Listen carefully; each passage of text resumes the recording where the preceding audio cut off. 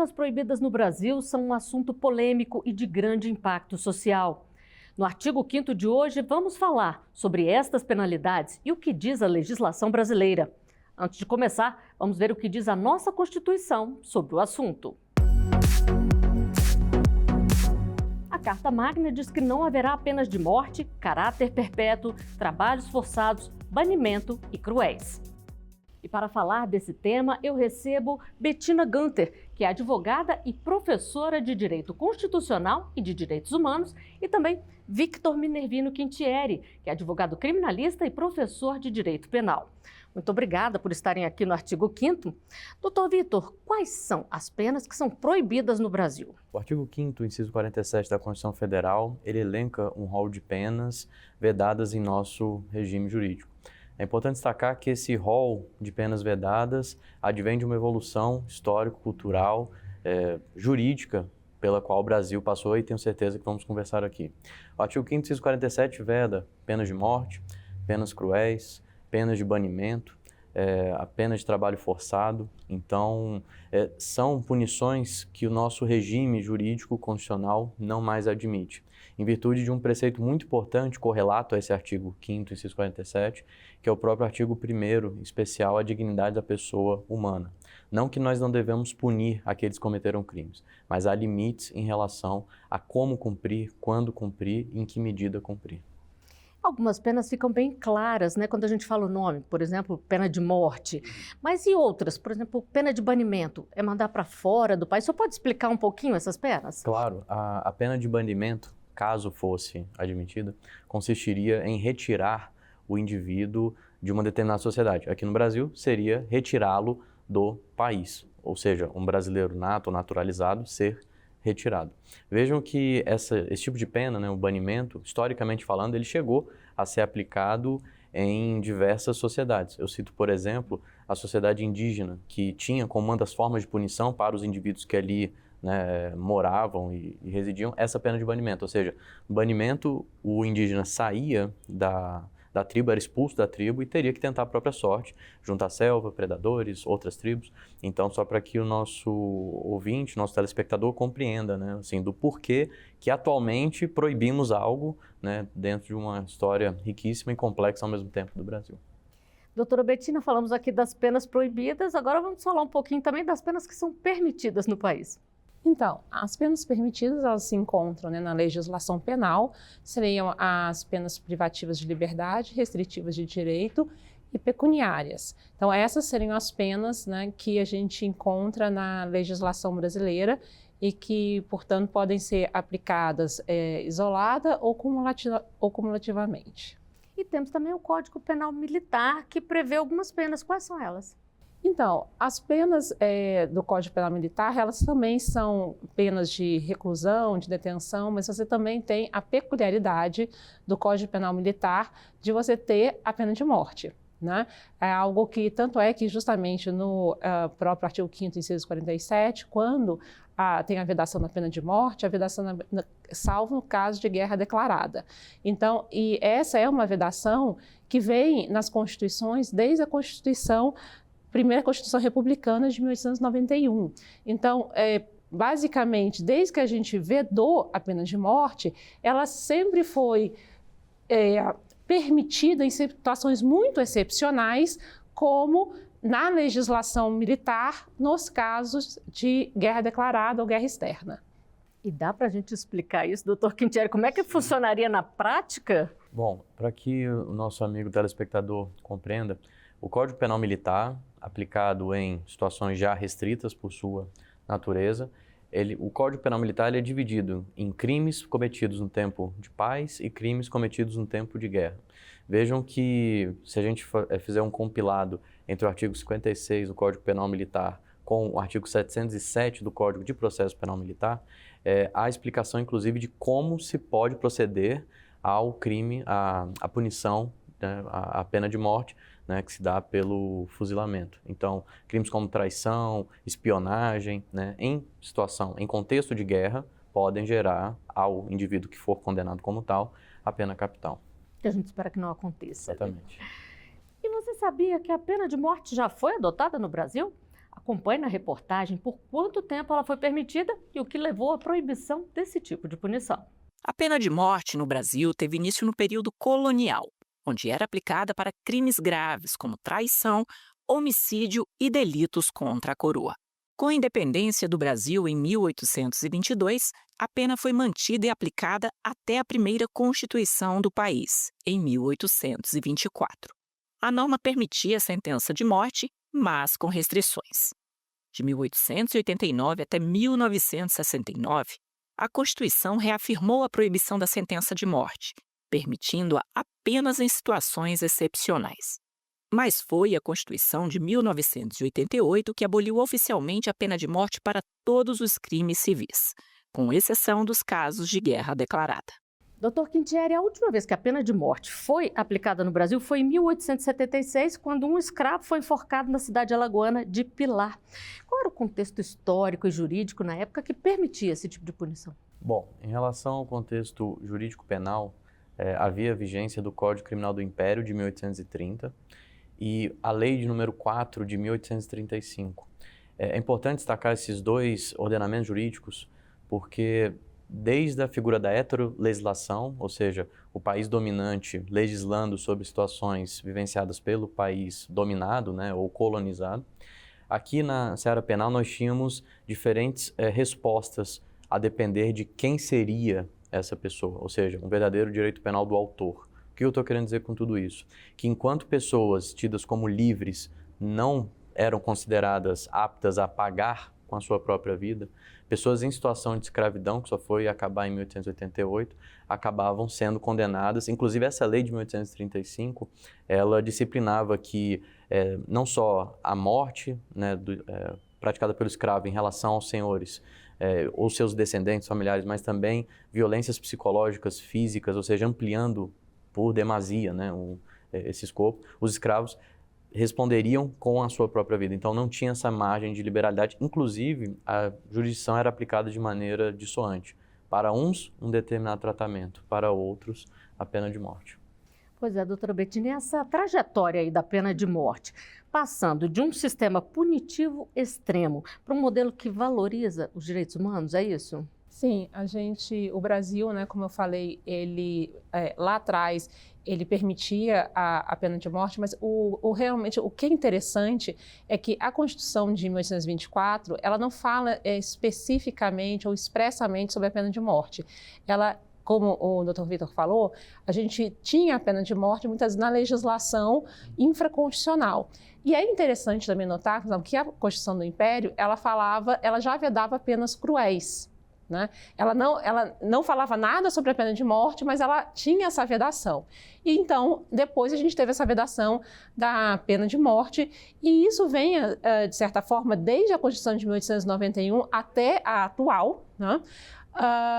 E a gente acompanha um movimento internacional, porque o Brasil é signatário de vários tratados internacionais de direitos humanos, né? Como os próprios pactos internacionais de direitos civis e políticos, econômicos, sociais, culturais, a Convenção Americana de Direitos Humanos e seus respectivos protocolos. Então, toda essa legislação, ela traz também a vedação, ou pelo menos a restrição, né, da aplicação da pena de morte. E o nosso sistema atualmente, ele foca no princípio da dignidade humana, como diz claramente no artigo 5º? Exato. A ideia, justamente, é que, como diz a nossa Constituição, que é o artigo 1º, inciso 3º, né, o fundamento da República Federativa do Brasil é a dignidade da pessoa humana, que vem justamente na esteira de outras constituições, e a mais conhecida delas é a Lei Fundamental da Alemanha, né, depois da Segunda Guerra Mundial, que traz essa questão da dignidade da pessoa humana, justamente como essa qualidade intrínseca do ser humano que tem que ser respeitada. Então, eu tenho que respeitar o ser humano, por mais que, como disse o Dr. Vitor, ele tenha cometido um ilícito, ele vai responder por esse ilícito, mas de uma forma razoável, proporcional, não é? E considerando essa qualidade humana, né, de todas as pessoas. Então, eu acho que o importante da gente pensar é que mesmo aqueles que são ali condenados, apenados, eles em momento nenhum, eles perdem essa condição humana. Né? Então, eles nunca passam de ser de sujeitos a ser objeto, ou seja, coisas. Né? Isso jamais. Nós temos uma pergunta de telespectador sobre esse tema. Vamos conferir. O que é e o que diz o princípio de humanidade das penas? Doutora Bettina. Então, o princípio da humanidade das penas, como o próprio nome já fala, é tratar o ser humano de uma forma digna, não é? Vedando qualquer tratamento desumano, degradante, cruel. Então, esse princípio da humanidade nada mais é do que justamente poder possibilitar que as pessoas que eventualmente sejam ali apenadas respondam por esse crime, mas de uma forma que isso não avilte, não viole essa qualidade humana, essa condição humana, né? Então, como por exemplo, penas como já se no passado, como, por exemplo, apedrejamento, esquartejamento, né? São questões que a gente realmente não admite mais no nosso ordenamento jurídico atual. Até porque, né, doutor Quintieri, a pena tem o caráter punitivo, mas também tem o caráter de recuperar a pessoa, né? Perfeito. A Lei de Execuções Penais, ela trabalha em mais de uma perspectiva. Ao mesmo tempo que nós temos que reprimir a conduta praticada, prevenir, ou seja, evitar com que novas aconteçam, seja pelos mesmos agentes, sejam por terceiros que adquiram essa coragem para tal. Mas um dos pilares que é importantíssimo diz respeito à ressocialização. Quanto mais nós ressocializarmos as pessoas, maior será o fluxo de indivíduos que sairá desse fluxo prisional. Fluxo prisional esse que é caro, fluxo prisional esse que gera uma série de violações a direitos humanos, não só daqueles indivíduos presos, mas também de seus familiares, chamando a atenção para alguns precedentes do Supremo Tribunal Federal, como a DPF 347, que reconheceu o estado de coisa inconstitucional, o próprio RE 641320, que reconheceu os problemas, né, nesse fluxo entre regime fechado, semiaberto e aberto. Então, dentro dessa perspectiva. Bom, a gente vai fazer uma rápida pausa aqui na nossa conversa. O artigo 5º vai ao intervalo. A gente volta já.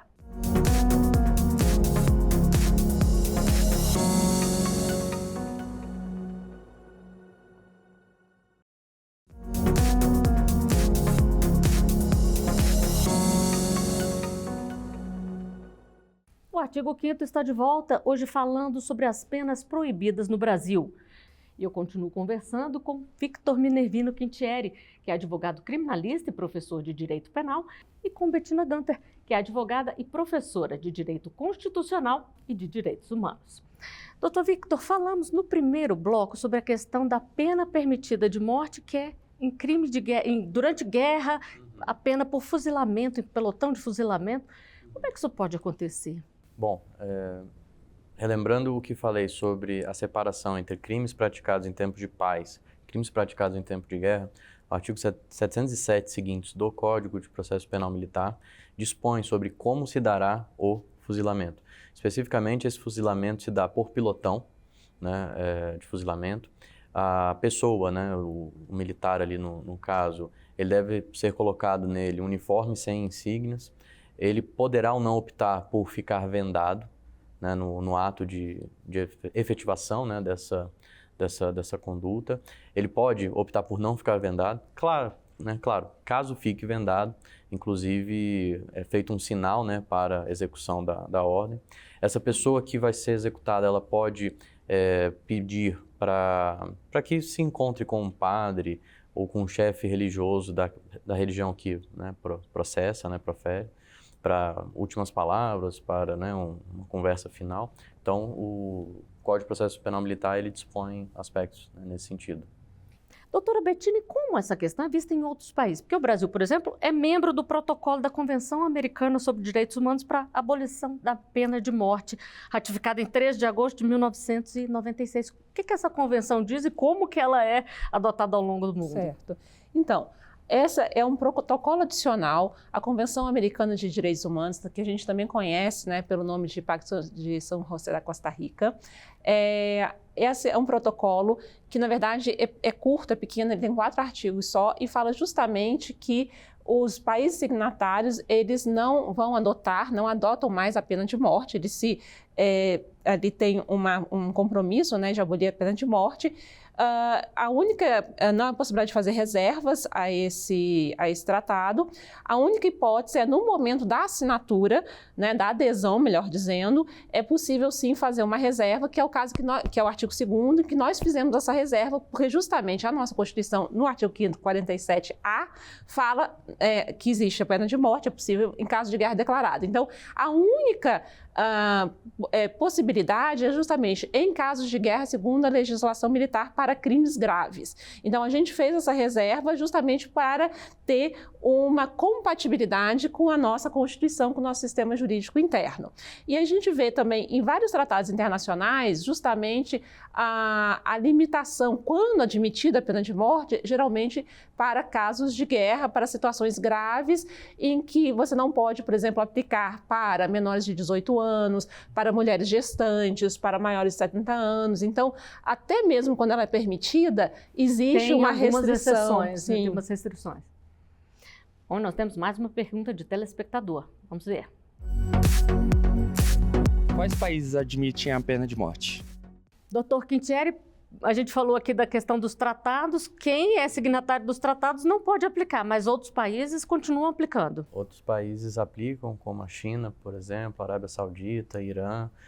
O próprio país, Estados Unidos, alguns estados, né, admitem a pena de morte por injeção letal, né? Inclusive, recentemente tivemos algumas discussões interessantes, e vira e mexe, na verdade, algumas discussões relativas a novas provas que aparecem em relação àqueles indivíduos que estejam no corredor da morte, né? Que é um tópico que a gente pode abordar, que é a questão do caráter irreversível da pena de morte, né? Uma das complexidades relacionadas aos países que aplicam. Então, vamos falar um pouquinho dessa irreversibilidade. Vamos sim. Para que o nosso amigo telespectador tenha uma noção, não só atualmente, mas no mundo como um todo, a aplicação da pena de morte gera uma série de controvérsias. Por volta de 1855, né, aqui no Brasil, Manuel Coqueiro foi executado, acusado de ter matado colonos que moravam em uma de suas terras. E fato é, isso se deu em Macaé, e fato é que após a efetivação da condenação, dúvidas mais do que razoáveis surgiram em relação à sua inocência. E à época, né, por ter saído da regra, no sentido de que, olha, pessoas de grandes posses, né, com poder aquisitivo, não serem executadas, né, a execução e principalmente a possibilidade concreta de erro judiciário, chamaram a atenção do imperador à época, inclusive, e geraram, né, a rediscussão a respeito da irreversibilidade. Porque por mais que se reconheça, olha, houve um erro judiciário, o que fazer mais, né, com o corpo que nele já não habita a vida, né? Esse é um dos grandes problemas da efetivação, bem como, né, da existência em si dessa pena. E é verdade, doutora Bettina, que o Brasil é um dos poucos países que aboliram tanto a pena de morte quanto a de prisão perpétua? Sim, a gente vê em alguns ordenamentos a questão da pena de morte sendo mais, vamos dizer assim, na vedação, mas realmente a gente veda as duas, né? E é interessante que a gente veda desde a Constituição de 1934. Então, a partir da Constituição de 1934, há a vedação expressa da prisão perpétua, e isso vem desde então. Tanto é que a gente tem alguns outros países, às vezes, que não adotam a pena de morte, mas acabam adotando justamente a possibilidade de prisão perpétua, ou mesmo quando nas possibilidades de extradição, né, a possibilidade de comutação da pena. Então, e a gente vê justamente também que no Brasil, não só não é permitido, como a gente tem uma limitação do tempo da execução da pena, que está exatamente no Código Penal, no artigo 75, né, que são 40 anos.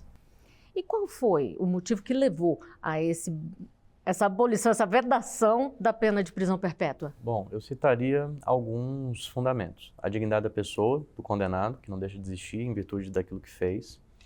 A questão da irreversibilidade da pena de morte. A própria questão da evolução, né, do papel e das possibilidades associadas ao ser humano. O fato de que as penas de morte, as penas, né, capitais, elas não resolvem o problema da criminalidade. Por mais que parte da população se sinta, né, tolhida a não cometer crimes, fato é que todos os países que possuam essa punição, a criminalidade continua e, em alguns casos, até mesmo aumenta. Então, não tem se mostrado uma pena eficaz no sentido de zerar fenômenos sociais como a reincidência, por exemplo. E falamos aqui, doutora Bettina, de pena de morte, prisão perpétua, banimento e as penas cruéis. O que são consideradas penas cruéis? Então, as penas cruéis, elas têm ali, pode ser, no nosso ordenamento jurídico, não só existe essa vedação na Constituição, no próprio artigo 5º, né, da vedação das penas cruéis, mas também de tortura e qualquer tratamento degradante. Então, a pena cruel é qualquer tratamento desumano ou degradante. Então, a gente tinha, como eu falei, né, no passado, por exemplo, a morte por apedrejamento, linchamento, esquartejamento e formas realmente, vamos dizer assim, que o próprio nome já diz, cruéis, né, aplicadas ali ao ser humano.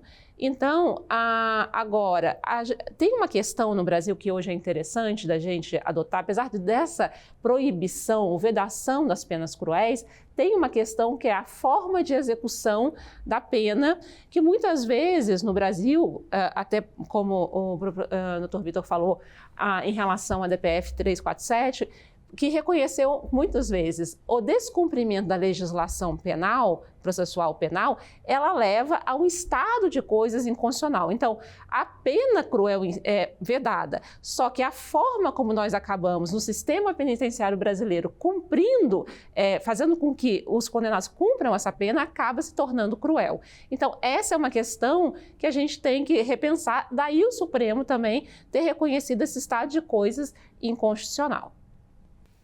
Vamos à última pergunta de telespectador. O que pode ser considerado um crime grave de natureza militar cometido em tempos de guerra? Doutora Bettina. Então, o que poderia gerar ali um crime grave de natureza militar, que poderia gerar a pena de morte, é justamente motim, favorecimento ao inimigo, no caso ali no contexto de uma guerra, né? E a gente também tem que lembrar que no caso da guerra declarada, isso é uma competência que compete ao presidente da República, né, autorizado pelo Congresso Nacional. Então, são essas situações, assim, talvez um tanto quanto atípicas, né, que podem acontecer ali no momento de um conflito armado. Eu destacaria também a traição, crime de espionagem, até porque em um cenário excepcional, que é o de guerra, são condutas que podem gerar danos nefastos e incalculáveis à soberania nacional e ao Estado brasileiro, né? Você pode, muitas vezes, gerar a derrota, né, em uma guerra em virtude dessas condutas.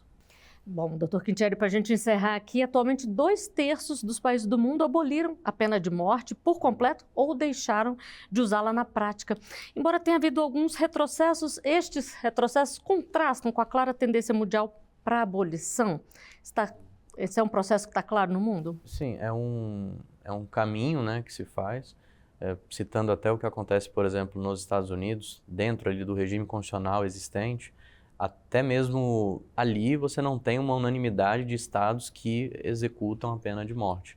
Pelo contrário, né, é uma tendência, né, paulatina, em virtude dos erros judiciários, em virtude de novas provas, em virtude de novas compreensões da sociedade a respeito do fenômeno criminal que transcende a dogmática, né, indo para a criminologia, indo para a sociologia criminal, no sentido de não representar a pena capital um avanço, né, ou algo que resolva o problema concretamente, financeiramente, juridicamente falando.